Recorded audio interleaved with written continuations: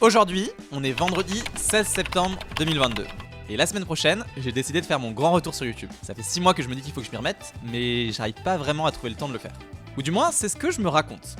Et si j'arrête d'être de mauvaise foi et que je me regarde droit dans le blanc des yeux, c'est dur. Je me pose 1000 questions, je sais pas ce que je dois faire. J'ai envie que ça marche bien sûr, mais j'ai aussi l'impression d'être rouillé. J'ai l'impression de ressembler au Kylian qui faisait sa toute première vidéo il y a déjà quelques années. Et après 3 ans à créer du contenu sur internet, je suis encore au fond du trou et j'ai aucune certitude sur ce que je dois faire pour que ça se passe bien sur YouTube. Quel sujet? Quelle miniature? Comment mettre ma lumière? Comment être sûr que ce que je fais est bien? Alors je procrastine, j'essaie d'écrire un script au top avec un arc narratif bien ficelé. Une vraie transformation pour ne pas faire perdre son temps à la personne qui me fera confiance en regardant chaque seconde de cette vidéo. Oui, c'est vous. Mais je doute, est-ce que ce que j'écris à l'instant T c'est vraiment une bonne idée? Alors je change de fenêtre pour pas affronter ma médiocrité. Je vais sur Facebook parce que c'est plus facile. Je décide que ma nouvelle grande passion c'est de sortir les poubelles. Et si je faisais une vidéo pour vous expliquer tout ce que j'ai découvert sur ça?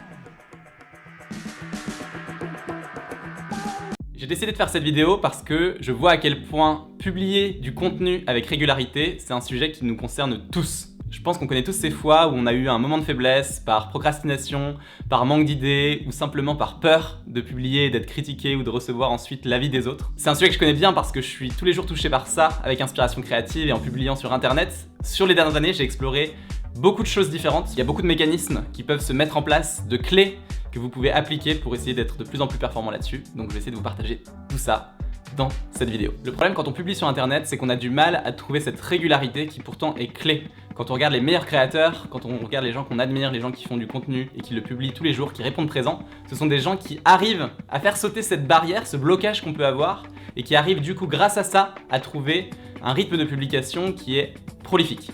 Je me rappelle très bien la première fois que j'ai publié sur internet, c'était sur LinkedIn et le truc qui est difficile c'est que tu publies une fois mais c'est très dur ensuite d'avoir un rythme de publication et de répondre présent au quotidien. Et ce manque de régularité, à mes yeux c'est un problème qui est très grave parce que c'est cette discipline, cette capacité à répondre tous les jours présents qui nous permet de construire une audience, qui nous permet d'améliorer nos compétences et notre savoir-faire et ensuite de pouvoir vivre de ce qu'on fait en tant que créateur de contenu sur internet. Alors quand j'ai commencé à publier sur internet, j'ai trouvé une première solution qui m'a vraiment aidé pour ça, c'est ce que j'ai appelé le Pay Yourself First, c'est-à-dire payez-vous en premier. C'est quelque chose qu'un de mes mentors m'avait conseillé, qui s'appelle David Martin, en prenant l'exemple des banquiers de Wall Street, que je n'apprécie pas spécialement, mais qui avaient cette capacité à, lorsqu'une entreprise faisait faillite, à se payer en premier. Et donc cette approche-là, reliée à la création, c'est cette idée que vous devez toujours commencer votre journée par vous payer vous-même et vous dire est-ce que je peux fixer 1 heure avant toute chose, on s'entend pas à 5h du matin, je suis pas un adepte des morning routines à gogo, mais 1 heure le matin, peut-être de 8 à 9, peut-être de 9 à 10 selon votre rythme, où vous allez bloquer ce temps-là uniquement dans une logique de création et de publication. Et vous allez ensuite continuer votre journée, mais avec la tête beaucoup plus relâchée parce qu'il y aura déjà cette heure de création qui sera derrière vous. Et c'est quelque chose que moi j'ai appliqué longtemps quand je lançais Inspiration Créative. Je pense que c'était pendant les 2 premières années du podcast. Je me disais vraiment le matin entre 8 et 9, avant même de rejoindre mon CDI, je travaillais en CDI à l'époque, chez Live Mentor, et avant même ça, je me disais ok, je bosse sur l'épisode d'Inspiration Créative, je bosse sur la prochaine publication, je bosse sur le prochain article que j'ai l'intention de publier, la prochaine newsletter. Et quand j'arrivais à 9h au bureau de Live Mentor, j'avais déjà ça derrière moi et j'étais sûr d'avoir mis en place une première brique pour publier au quotidien.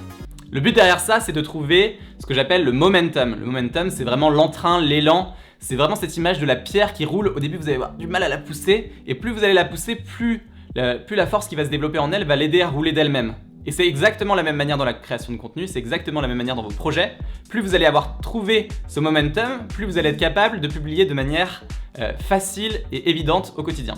Et pour ça, le Pay Yourself First, c'est une excellente manière de pouvoir trouver cette habitude de publication. Malheureusement, en tant qu'être humain, nous sommes faillibles et il y a des moments où, même avec notre bonne volonté et nos bonnes intentions, ce momentum a tendance à s'arrêter. On coupe court, il y a des périodes de creux. Notre enjeu en tant que créateur de contenu, c'est de trouver une solution pour parer à ces moments où on aurait tendance à stopper le momentum.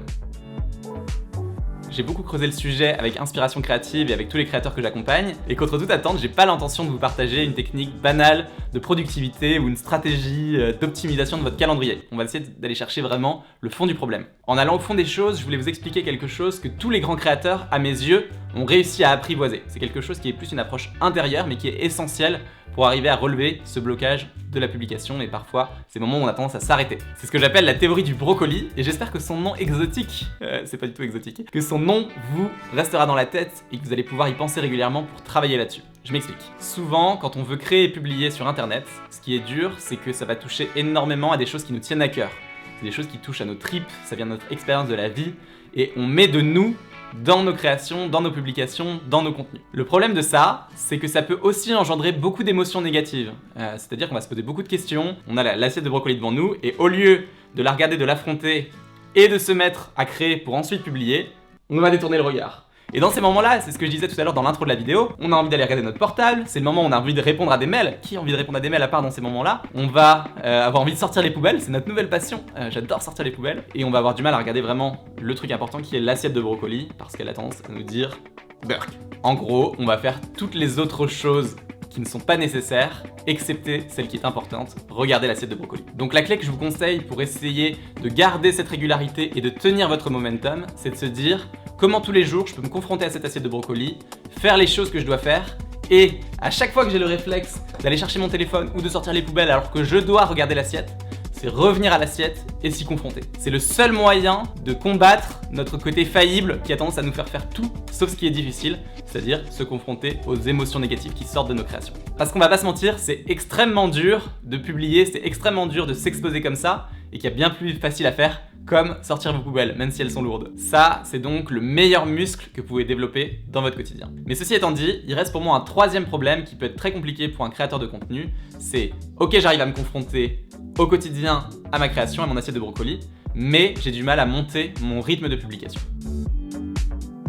Parmi les créateurs de contenu que vous appréciez sur les réseaux, il y a forcément des gens que vous admirez par leur capacité à être super réguliers. Vous les voyez répondre présents au quotidien, ils publient tous les jours sur le réseau social qui est le leur et vous vous demandez comment ils font. Je suis sûr que vous avez même tendance à vous dire que si vous étiez capable de mettre la main sur ce secret-là, vous seriez capable vous aussi d'avoir du succès dans vos créations et donc une activité qui se développe. Et la tentation, c'est alors de se dire que s'ils arrivent à faire ça, c'est qu'ils ont une organisation qui est béton et sans doute bien meilleure que la vôtre. Mais ça, c'est un vrai raccourci de pensée, parce que leur succès vient pas de leur organisation, mais de leurs attentes. Ils ont compris une chose très importante, c'est que publier, c'est bien plus important que de terminer. La logique derrière ça, elle est très simple, c'est que les meilleurs créateurs de contenu, ils ne finissent jamais leur création. Aussi contre-intuitif que ça puisse paraître, ils ne finissent jamais leur création. Par contre, ils la publient. Je pense que c'est quelque chose auquel on est tous sujets. Moi, je vais appeler ça le monstre de la perfection. On a tendance à vouloir aller chercher l'optimisation, un meilleur sujet, une meilleure formulation, une meilleure musique, une meilleure mise en scène, un meilleur truc, alors qu'en fait, ce monstre-là, il a tendance à nous dévorer. Et ce qu'on doit viser en tant que créateur sur Internet, c'est pas de terminer, parce qu'on ne terminera jamais, mais c'est de publier, parce que quand c'est publié, ça nous donne l'opportunité de continuer à essayer et à nous améliorer. Et c'est cette logique-là qui permet aux meilleurs créateurs de contenu, et je peux en citer des dizaines, vous en avez je suis sûr plein en tête, d'arriver à avoir un rythme de publication qui est beaucoup plus important que le vôtre. C'est que leur organisation n'est pas parfaite, bien sûr ils mettent en place des habitudes, des systèmes, etc. On pourra en reparler dans une autre vidéo, mais ils sont capables d'aller chercher cette logique de se dire ok, là c'est suffisant et j'y vais même si ça me fait peur et même si c'est pas parfait. Ils ont compris que publier, c'est décider de s'arrêter alors que même qu'on a envie de continuer à travailler dessus. Et ça, on peut dire que c'est une vraie clé pour